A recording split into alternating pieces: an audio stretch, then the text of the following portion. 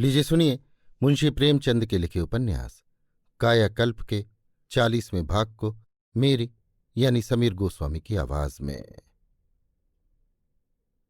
रौणी के बाद राजा जगदीशपुर न रह सके। मनोरमा का भी जी वहां घबराने लगा। उसी के कारण मनोरमा को वहां रहना पड़ता था। जब वही न रही तो किस पर रीस करती। उसे अब दुख होता था कि मैं नाहक यहां आई। रौणी के कटु वाक्य सह लेती तो आज उस बेचारी की जान पर क्यों बनती। मनोरमा इस गिलानी को मन से न निकाल सकती थी कि मैं ही रोहिणी की अकाल मृत्यु का हेतु हुई। राजा साहब की निगाह भी अब उसकी ओर से फिरी हुई मालूम होती थी। अब खजांची उतनी तत्परता से उसकी फरमाइशें नहीं पूरी करता। राजा साहब भी अब उसके पास बहुत कम आते हैं। यहां तक कि गुरु सेवक सिंह को भी जवाब दे दिया है और उन्हें रनिवास में आने की मनाही कर दी गई है। रोहिणी ने प्राण देकर मनोरमा पर विजय पाई है। अब वसुमती और रामप्रिया पर राजा साहब की कुछ विशेष कृपा हो गई है। दूसरे तीसरे दिन जगदीशपुर चले जाते हैं और कभी कभी दिन का भोजन भी यहीं करते हैं। वो अब अपने पापों का प्रायश्चित कर रहे हैं। रियासत में अब अंधेर भी ज्यादा होने लगा है। मनोरमा की खोली हुई शालाएं बंद होती जा रही हैं। मनोरमा सब देखती है और समझती है पर मुंह नहीं खोल सकती। उसके सौभाग्य सूर्य का पतन हो रहा है। वही राजा साहब जो उससे बिना कहे सैर करने भी न जाते थे, अब हफ्तों उसकी तरफ झांकते तक नहीं। नौकरों चाकरों पर भी अब उसका प्रभाव नहीं रहा। वे उसकी बातों की परवाह नहीं करते। इन गंवारों को हवा का रुख पहचानते देर नहीं लगती। रोहिणी का आत्म बलिदान निष्फल नहीं हुआ। शंखधर को अब एक नई चिंता हो गई। राजा साहब के रूठने से छोटी नानी जी मर गईं। क्या पिताजी के रूठने से अम्मा जी का भी यही हाल होगा? अम्मा जी भी तो दिन दिन घुलती जाती हैं। जब देखो रोया करती हैं। उसका नाम स्कूल में लिखा दिया है। स्कूल से छुट्टी पाकर वो सीधे लौंगी के पास जाता है और उससे तीर्थयात्रा की बातें पूछता है। यात्री लोग कहाँ ठहरते हैं, क्या खाते हैं, जहाँ रेले नहीं हों वहाँ लोग कैसे जाते हैं, चोर तो नहीं मिलते। लौंगी उसके मनोभावों को ताड़ती है, लेकिन इच्छा न होते हुए भी उसे सारी बातें बतानी पड़ती हैं। वो झुंझलाती है, घुड़क बैठती है, लेकिन जब वो किशोर आग्रह करके उसकी गोद में बैठ जाता है तो उसे दया आ जाती है। छुट्टियों के दिन शंखधर पितृगृह के दर्शन करने अवश्य जाता है। वो घर उसके लिए तीर्थ है। वो भक्त की श्रद्धा और उपासक के प्रेम से उस घर में कदम रखता है और जब तक वहां रहता है उस पर भक्ति गर्व का नशा सा छाया रहता है। निर्मला की आंखें उसे देखने से तृप्त ही नहीं होती। उसके घर में आते ही प्रकाश सा फैल जाता है। वस्तुओं की शोभा बढ़ जाती है। दादा और दादी दोनों उसकी बालोत्साह से भरी बातें सुनकर मुग्ध हो जाते हैं। उनके हृदय पुलकित हो उठते हैं। ऐसा जान पड़ता है मानो चक्रधर स्वयं बाल रूप धारण करके उनका मन हरने आ गया है। एक दिन निर्मला ने कहा, बेटा तुम यहीं आकर क्यों नहीं रहते? तुम चले जाते हो तो ये घर काटने दौड़ता है। शंखधर ने कुछ सोचकर गंभीर भाव से कहा, अम्मा जी तो आती ही नहीं। वो क्यों कभी यहां नहीं आती दादी जी? निर्मला, क्या जाने बेटा, मैं उनके मन की बात क्या जानूं। तुम कभी कहती नहीं, आज कहना देखो क्या कहती हैं। शंखधर, नहीं दादी जी, वो रोने लगेंगी। जब थोड़े दिनों में मैं गद्दी पर बैठूंगा तो यही मेरा राजभवन होगा, तभी अम्मा जी आएंगी। निर्मला, जल्दी से बैठो बेटा, हम भी देख लें। शंखधर, मैं बाबूजी के नाम से एक स्कूल खोलूंगा, देख लेना। उसमें किसी लड़के से फीस न ली जाएगी। वज्रधर, और हमारे लिए क्या करोगे बेटा? शंखधर, आपके लिए अच्छे अच्छे सितारिये बुलाऊंगा, आप उनका गाना सुना कीजिएगा। आपको गाना किसने सिखाया दादाजी? वज्रधर, मैंने तो एक साधु से ये विद्या सीखी बेटा। बरसों उनकी खिदमत की, तब कहीं जाकर वो प्रसन्न हुए। उन्होंने मुझे ऐसा आशीर्वाद दिया कि थोड़े ही दिनों में मैं गाने बजाने में पक्का हो गया। तुम भी सीख लो बेटा, मैं बड़े शौक से सिखाऊंगा। राजाओं महाराजाओं के लिए तो ये विद्या ही है बेटा। वही तो गुड़ियों का गुण परख कर उनका आदर कर सकते हैं। जिन्हें ये विद्या आ गई, बस समझ लो कि उन्हें किसी बात की कमी न रहेगी। वो जहां रहेगा लोग उसे सिर आंखों पर बैठाएंगे। मैंने तो एक बार इसी विद्या की बदौलत बद्रीनाथ की यात्रा की थी। पैदल चलता था। जिस गांव में शाम हो जाती किसी भले आदमी के द्वार पर चला जाता और दो चार चीजें सुना देता। बस मेरे लिए सभी बातों का प्रबंध हो जाता था। शंखधर ने विस्मित होकर कहा, सच? तब तो मैं जरूर सीखूंगा। वज्रधर, जरूर सीख लो बेटा, लाओ आज ही से आरंभ कर दूं। शंखधर को संगीत से स्वाभाविक प्रेम था। ठाकुरद्वारे में जब गाना होता वो बड़े चाव से सुनता, खुद भी एकांत में बैठा गुनगुनाया करता था। ताल स्वर का ज्ञान उसे सुनने ही से हो गया था। एक बार भी कोई राग सुन लेता तो उसे याद हो जाता। योगियों के कितने ही गीत उसे याद थे। खंजरी बजाकर वो सूर, कबीर, मीरा आदि संतों के पद गाया करता था। इस वक्त जो उसने कबीर का एक पद गाया तो मुंशी जी उसके संगीत ज्ञान और स्वर लालित्य पर मुग्ध हो गए। बोले, बेटा तुम तो बिना सिखाए ही ऐसा गा लेते हो। तुम्हें तो मैं थोड़े ही दिनों में ऐसा बना दूंगा कि अच्छे अच्छे उस्ताद कानों पर हाथ धरेंगे। आखिर मेरे ही पोते तो हो। बस तुम मेरे नाम पर एक संगीतालय खोल देना। शंखधर, जी हाँ, उसमें यही विद्या सिखाई जाएगी। निर्मला, अपनी बुढ़िया दादी जी के लिए क्या करोगे बेटा? शंखधर, तुम्हारे लिए एक डोली रख दूंगा जिससे 2 कहार ढोएंगे। उसी पर बैठकर तुम नित्य गंगा स्नान करने जाना। निर्मला, मैं डोली पर न बैठूंगी। लोग हंसेंगे कि नहीं कि राजा साहब की दादी डोली पर बैठी जा रही है। शंखधर, वाह, ऐसे आराम की सवारी और कौन होगी।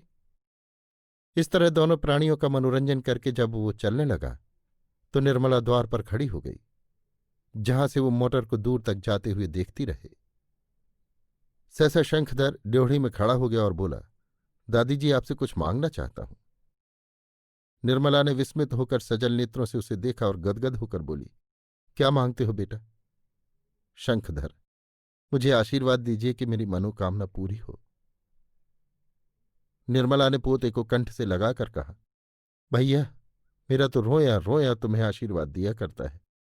ईश्वर तुम्हारी मनोकामनाएं पूरी करे। शंखधर ने उनके चरणों पर सिर झुकाया और मोटर पर जा बैठा। निर्मला चौखट पर खड़ी मोटर कार को निहारती रही। मोड़ पर आते ही मोटर तो आंखों से ओझल हो गई, लेकिन उस समय तक वहां से न हटी जब तक कि उसकी ध्वनि क्षीण होते होते आकाश में विलीन न हो गई।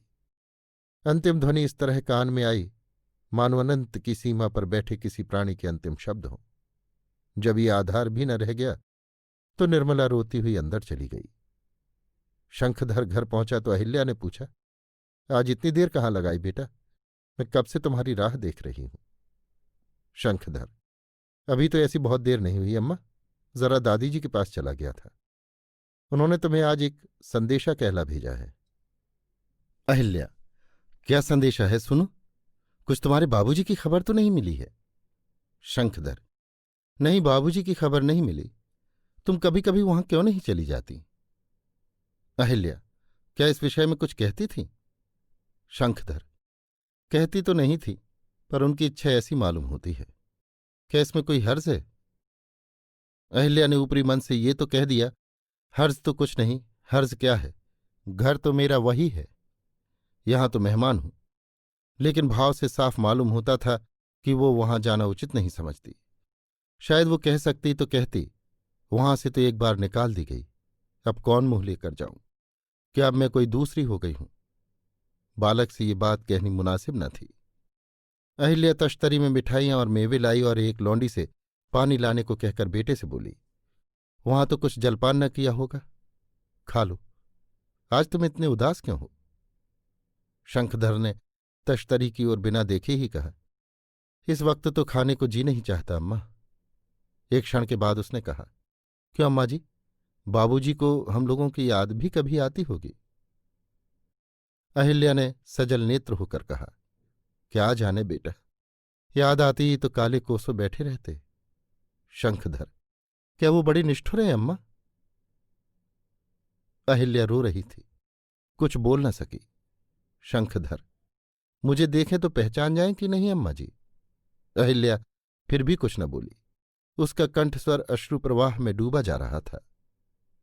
शंखधर ने फिर कहा, मुझे तो मालूम होता है अम्मा जी कि वो बहुत ही निर्दयी हैं, इसी से उन्हें हम लोगों का दुख नहीं जान पड़ा। अगर वो भी इसी तरह रोते तो जरूर आते। मुझे एक दफा मिल जाते तो मैं उन्हें कायल कर देता। आप न जाने कहाँ बैठे हैं, किसी का क्या हाल हो रहा है, इसकी सुधि ही नहीं। मेरा तो कभी कभी ऐसा चित्त होता है कि देखूं तो प्रणाम तक न करूं, कह दूं आप मेरे कौन होते हैं, आप ही ने तो हम लोगों को त्याग दिया है। अब अहिल्या चुप न रह सकी, कांपते हुए स्वर में बोली, बेटा, उन्होंने हमें त्याग नहीं दिया है। वहां उनकी जो दशा हो रही होगी उसे मैं ही जानती हूं। हम लोगों की याद एक क्षण के लिए भी उनके चित्त से न उतरती होगी। खाने पीने का ध्यान भी न रहता होगा। हाय, ये सब मेरा दोष है बेटा, उनका कोई दोष नहीं। शंखधर ने कुछ लज्जित होकर कहा, अच्छा अम्मा जी, यदि मुझे देखें तो वो पहचान जाए कि नहीं? अहिल्या, तुझे मैं तो जानती हूं ना पहचान सके। तब तू बिल्कुल जरा सा बच्चा था। आज उनको गए 10वां साल है, न जाने कैसे होंगे। मैं तो तुम्हें देख देख कर जीती हूं, वो किसको देखकर दिल को ढांढस देते होंगे। भगवान करें जहां रहें कुशल से रहें, बदा होगा तो कभी भेंट हो ही जाएगी। शंखधर अपनी ही धुन में मस्त था, उसने ये बातें सुनी ही नहीं। बोला, लेकिन अम्मा जी, मैं तो उन्हें देखकर फौरन पहचान जाऊंगा। वो जाने किसी भेष में हो, मैं पहचान लूंगा। अहिल्या, नहीं बेटा, तुम भी उन्हें ना पहचान सको। तुमने उनकी तस्वीरें ही देखी हैं। ये तस्वीरें 12 साल पहले की है। फिर उन्होंने केश भी बढ़ा लिए होंगे। शंखधर ने कुछ जवाब न दिया। बगीचे में जाकर दीवारों को देखता रहा, फिर अपने कमरे में आया और चुपचाप बैठकर सोचने लगा। उसका मन भक्ति और उल्लास से भरा हुआ था। क्या मैं ऐसा बहुत छोटा हूं? मेरा 13वां साल है, छोटा नहीं हूं। इसी उम्र में कितने ही आदमियों ने बड़े बड़े काम कर डाले हैं। मुझे करना ही क्या है? दिन भर गलियों में घूमना और संध्या समय कहीं पड़ रहना। यहां लोगों की क्या दशा होगी, इसकी उसे चिंता न थी। राजा साहब पागल हो जाएंगे, मनोरमा रोते रोते अंधी हो जाएगी, अहिल्या शायद प्राण देने पर उतारू हो जाए, इसकी उसे इस वक्त बिल्कुल फिक्र न थी। वो यहां से भाग निकलने के लिए विकल हो रहा था।